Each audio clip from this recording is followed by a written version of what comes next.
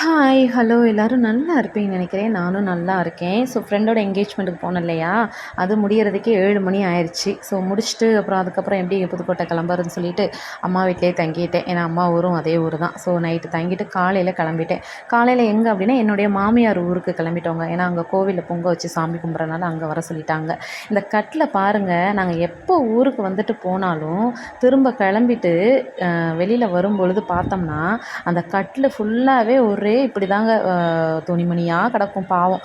எங்கள் அம்மா அதை எடுத்து மடித்து வச்சு க்ளீன் பண்ணுவாங்க. எப்போவுமே இதே தான். இந்த மாதிரி எத்தனை பேர் இந்த அம்மா வீட்டுக்கு போனால் இருப்பீங்கன்னு சொல்லுங்கள். அதுக்கப்புறம் வெள்ளூருக்கு வந்துட்டு காலையில் சாப்பிட்டுட்டு கோயிலுக்கு வந்துட்டேன். ஏன்னா பிரதோஷம் இல்லையா, ஸோ ஃபாஸ்டிங் இருக்கணும்னு நினச்சேன், பட் முடியலை. அதனால் சாப்பிட்டுட்டேன். ஏன்னா உண்மையான காரணம் என்னென்னா மறந்துட்டேன், அதுதான் உண்மை. அதுக்கப்புறம் கோயில் வந்துட்டோம். ஐயனார் கோவிலுங்க, நிறைய சாமி இருக்காங்க. கருப்பர், அப்புறம் அம்பாள், அப்புறம் ஐயனார், நிறையா பேர் இருக்கிறாங்க.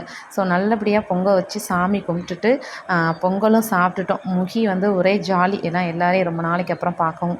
ஸோ இந்த விழாவுக்கு இப்படி தாங்க போணுச்சு. தேங்க்யூ.